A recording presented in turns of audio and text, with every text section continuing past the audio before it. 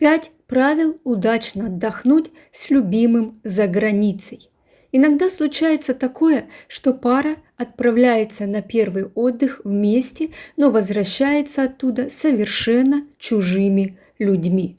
Конечно, на то есть определенные причины, ведь отдых не всегда получается таким, как планировался.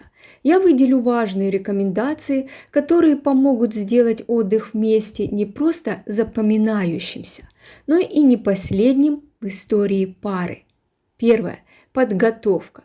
Прежде всего, надо принять то, что к совместному отдыху необходимо вместе готовиться. Все дело в том, что когда пара готовится к поездке, они вместе могут продумать совершенно каждую мелочь. Например, какие вещи взять в чемодан, где лучше проводить свободное время, на какие экскурсии взять направление. Когда все делается вместе, легко создать идеальный отдых, где продумана каждая деталь. Второе. Границы отношений также стоит установить. На самом деле, далеко не каждая пара может себе позволить находиться рядом круглыми сутками, особенно если ранее не было такой практики. Поэтому есть смысл забронировать 2 номера, а не один слишком дорогостоящий. Таким образом, получится вместе проводить время, но в то же время оставаться наедине с собственными мыслями.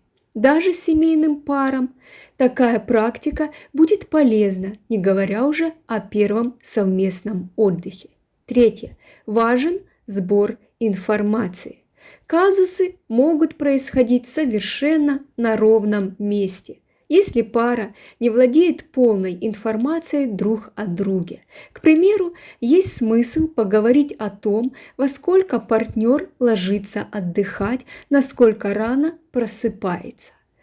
Может быть, у него нет привычки ходить по музеям, а более интересно проводить время в ночных клубах. Вовсе не обязательно спрашивать прямо о таких мелочах, потому что все критерии можно узнать у общих друзей или родственников. И если есть такие базовые знания, отдых будет складываться неимоверно комфортно. Четвертое. Нет угождениям. Конечно, знать всю информацию о партнере полезно, но использовать ее также надо правильно. Нельзя переступать через собственные убеждения ради того, чтобы угодить партнеру в том или ином деле. Наверное, не надо быть квалифицированным специалистом, чтобы понимать, что такое поведение приведет только к тому, что будут зарождаться внутренние обиды и раздражения. Со временем все выплеснется и будет большой скандал, которым испортит отдых. Пятое. Прислушиваться всегда надо. Самым лучшим вариантом в таком случае будет найти способ прислушиваться друг к другу.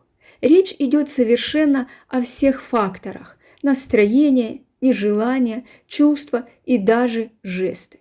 Когда партнер желает побыть в одиночестве, всегда стоит постараться сделать так, чтобы он остался один.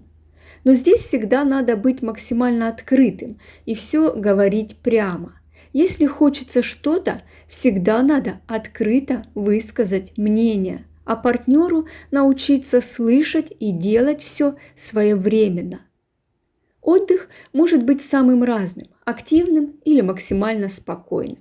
Но в любом случае необходимо правильно воспринимать все происходящее, отталкиваться от чувств и наслаждаться общением с любимым человеком.